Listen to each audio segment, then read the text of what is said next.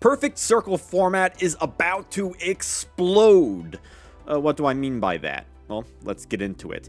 First off, I just want to showcase, I'm wearing, like, the shirt.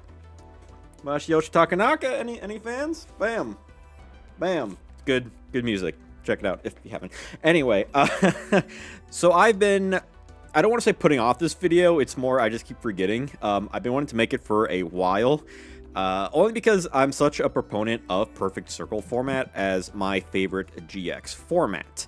There's a lot to really love about it, from the decks to the card pool to just like the GX vibe that is going on there. In the last few months, there's been quite the explosion of interest with Perfect Circle format, and I would like to assist in keeping that streak alive. So we're going to take a look over here. So here we have the format library, in which we can see a lot of the recent events, and you see a lot of the decks. So the thing that I've been loving that has been shared around my Discord, the Janjo Tombs, is just like all these amazing top decks that have been like showing up in Perfect Circle format. You know, first place, Volcanics, and you see Volcanics a lot, and I mean, I wouldn't have thought that Volcanics would have been like a big deck in like the contemporary, like in the modern Perfect Circle format, but like here we are, and it's not just like an engine. We're seeing like a lot of Volcanics here, a lot of the fire monsters, the Firestorm guards, the Blaze Accelerator, heavy trap lineup. It is clearly and objectively Volcanics. Apprentice Monarchs, another deck. Usually with the Perfect Circle deck, you do see a lot of Monarch stuff, and I'm a fan of around this time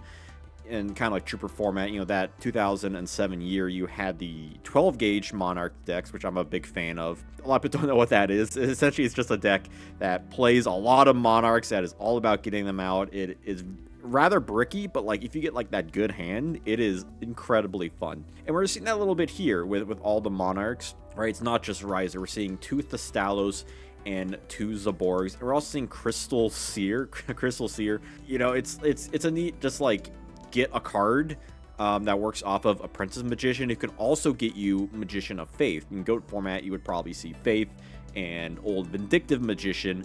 But in here, you're getting something else that can actually get you into certain cards, especially in a pre-Pot of Duality Yu-Gi-Oh, where that just doesn't exist at the time. And Demise OTK, you know, even if it is neutered from early 2007, you can still play Demise OTK. It still has like its pieces, and sure, it may not be as tier 1 as it was in its heyday, but I mean, it's here, right? You get the Searchers, you get the Great Maju Garzette, which is, I love it. It's really fun to play a card like this, where you can get out your Demise, which has 2400, and then get to this guy who gets twice the attack. You know, it's original attack, so like you can't like mega morph it and then, you know, get this insane thing, but it's still like really strong, especially, you know, if you do something like Doomdozer, which has 2800, and that's all the more damage you can get out here. I don't see a Petite Moth in the side for that relinquished conversion, but that's okay. That just, you know, sometimes that's how it'd be. You know, we do see the Perfect Circle Monarch here, which, you know, granted, you will see it is, you know, you could argue it is the best deck, but I think the fact that people are trying out other decks and they are working goes to show that Perfect Circle Monarch isn't the be-all end-all of Perfect Circle format. I mean, this guy's even running a Spell Striker. That's incredible. And like even if you do want to play Perfect Circle Monarch, it is a great deck to play. Just the way it incorporates like the heroes and the Monarchs and a lot of like the GX and, you know, Yu-Gi-Oh of old elements. You can't help but love it. I mean, you got Plasma here. You love to see Plasma. I like the Plasma. Even Glads, you know, pre-Geyseris era, even though you only have Heraclinos, you still have most of the stuff you have. I mean, obviously, aside from Geyseris, the one card you're probably going to want that is missing is War Chariot, but you still get like all the main cards. You still get the Test Tiger, you still get the Deep Prison, because, you know, Perfect Circle format, competitively speaking, does go to that December release where we got Dimensional Prison at the end of the year, which is really cool. I like that. You know, because it does go to, I believe, Gladiator's Assault, where we got the Gladiator Beast. So the fact that they are in the format and are playable, you know, if you like Edison format and you like Glads, well, that just kind of transfers over here in a lot of ways. Strike Ninja Return, it's a deck that a lot of people in GOAT format kind of try out, but never really sees much success. But clearly here, it does work out, because you also get access to DD Warrior, which is not in GOAT format.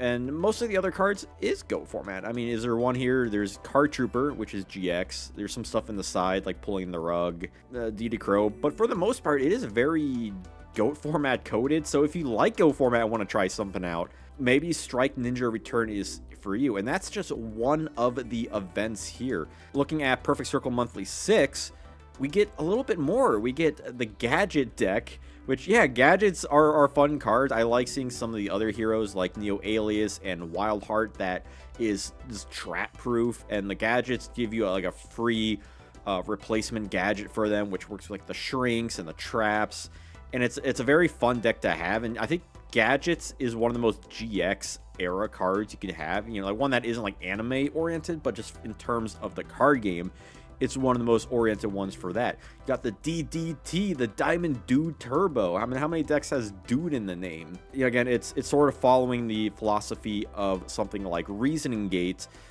but in a different style. You still have Monster Gate, you still have Reasoning, but now you have all these other hero cards with like Destiny Draw and all these plasmas and like some of this warrior stuff with the Phoenix Blade. So it's still a different deck, but it still has that high rolly deck strategy if you want to do that. Some of the spicier ones is some more another return deck in Bazoo Return. You know, it is a more of a trap heavy format, but the fact that you can even play multiple return decks, not just Strike Ninja Return, but Bazoo, anything that really banishes will give you that advantage, especially with Bazoo that gets really beefy, and Card Trooper that can also fuel the graveyard and make himself beefy too. You get a lot of beefy boys. It's like a Big Mac, right? You got Burger number 1, Bazoo, Burger number 2, Card Trooper, and all the bread in the middle. I don't know where I'm going with this, but it's really fun. And then Spirit Control. This might be the spiciest deck. Is a freaking Mystic Box. Mystic Box, and you got this, like, what does this guy do? Maharagi? Like, how many actually played this when it came out in, was it Legacy of Darkness? Look at one card on top of your deck during next draw phase before you draw, return it to the top or bottom of the deck. So you can kind of like move cards around your deck if you want, like, hey, I don't want to draw into this card right now, but let me take my chances with something else. And then the Mystic Box, you give your opponent all these cards, like the Dark Mimic level 3, which when it's destroyed and sent to your graveyard, you get to draw a card. So you can use that with the Mystic Box and the creature swap, along with all the recruiters, with the new Doria or Spirit Reaper to just deal some like big damage if you want to go for that game shot. There's so much like fun synergy with the Spirit Control deck. I really hope we see more of this in the future. If we're gonna look at the Perfect Circle Monthly number 5, we get Fusion Hero. Holy blood, fusions! We got the Mystical Sheep number 1, which needs a reprint in my personal opinion. But the Gaia power, like with the Wildheart. Look, the thing I love about this is just like all the Earth stuff, but also, you know, keeping sort of a uniqueness with the Miracle Fusion going around. I really love that. I love just all the purple hero cards has always been some of my favorite aspects of the GX era. The fact that someone was able to get 3rd with this, it was Alethea, the Spice Lord. You can attribute some of it to that. But then we got the 6 Samurai. So again, another deck that I wouldn't thought would see experimentation in this or see any sort of high level play. Would also get 3rd. We got the Command Knight. I need to get some more of these secret rare from the tin. I do love those like tin promos of Command Knight. It's always a card that really stuck out to me. Just seeing that extra support to really get 6 Samurai to that place where you can play it, I absolutely love. So you can play ninjas, you can play gladiators, you can play samurais, you can play heroes, all in this single tin format. And well, hold on a second. Baboon Burn. We got Baboon Burn. Yes, the baboon. You can't do the loops because he is limited in this format, but you can still have a burn strategy going on and still have some cool beast stuff. Because if you don't want to play that one kind of earth deck, with like the fusions and wild heart and stuff, or maybe like a recruiter type of thing, maybe like a spirit thing you could possibly do. But you can also do like the more classic style, at least of this era, with the green baboon and all the burn cards that are still around, that are still unlimited. You still have Just Desserts and the Secret Barrel and the Ojama Trio. And you even get Neospatian Grammel that can be searched out via Giant Rat, which is just another great card to get from it. So if we're going to look at a couple more of these, just on like the recent events list. And as you'll see, we got Ocean Control here, which is like another deck, which is another hero-oriented thing. But this time we're reading like the Big City, which is like really cool. We got the Ocean, which is a great advantage machine that really needs an answer from your opponent. Otherwise, you're going to start getting like advantage after advantage by using cards like the Stratos and the Alias to just kind of beat down and just get all these cards that you need to get to like stop your opponent from like doing absolutely anything.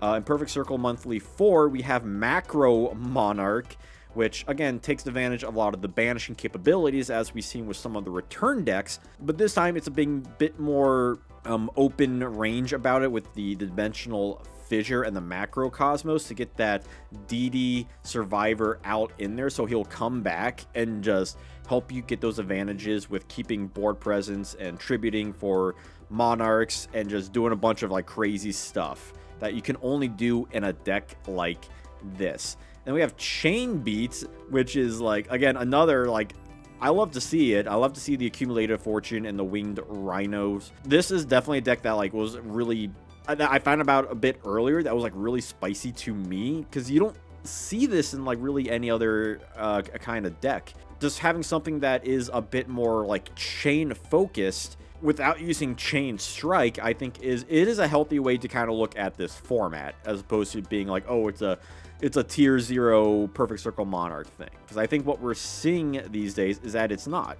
You know, Machine Beat returns from Trooper format. Yeah, Card Trooper isn't unlimited anymore, so you're not going to see those, you know, triple Card Troopers, triple Phoenix, triple UFO Turtles. But you can still run a lot of machines to make use of those Cyber End Dragons and those Cyber Twin Dragons, and the advantage that cards like Dekoichi and Card Trooper and Phoenix still give you, because they're not away. It is likely you'll see them compared to, you know, early 2007, but you can still play all these machines. And if you wanted to, you could do even more like limiter removal, because I don't think limiter removal is banned in this format. Yeah, it is. Doesn't look like it is banned, so like go hog wild with that. And if we're looking at the final event here at PCM 03, we see one more new deck. Each of these had like a unique deck to them, which I absolutely love. And it was Zombie. And it's not just like one unique deck and like a bunch of other of the same one deck. It's still a lot of different kinds of deck we're seeing here. And Zombies, again, very similar to some of the other decks where it was around a bit before. And prior to the release of Light and Darkness Dragon, we saw Zombies really take over the meta thanks to Zombie Master and Illblood. You know, post Light and Darkness Dragon, there was a shift to that. The ban list still worked towards Zombies. You still get card safe return and all the zombie cards you knew and love from before, with all the Book of Lives and all the crazy advantage you can get by messing with the graveyards. That really made this feel like Zombies on crack, you know, prior to the Zombie Horde deck. I think it was the one with Doom King, Baladrock, that one. But still, just another deck that plays kind of differently from other ones. It has some inherent weaknesses to some of like the banishing decks, like Dimensional Fissure, but it still works pretty well on its own if you're able to do what you're able to do. And I absolutely love that. That's probably why you're seeing some cards like Dust Tornadoes in the side, just to deal with stuff like that, and Solemn Judgments, and, you know, all that type of stuff. But I absolutely love it. So that was the current state of Perfect Circle format. I'm glad to finally make a video like this. This probably will be a bonus video, so I'm just doing this out of the passion of doing it. Let me know what you think about Perfect Circle format. Is it overhyped? Is it underrated? What decks do you like from it, and what other decks would you like to see? And of course, let me know all your other additional thoughts, comments, questions, and concerns in the comments below, and I will see you all next time.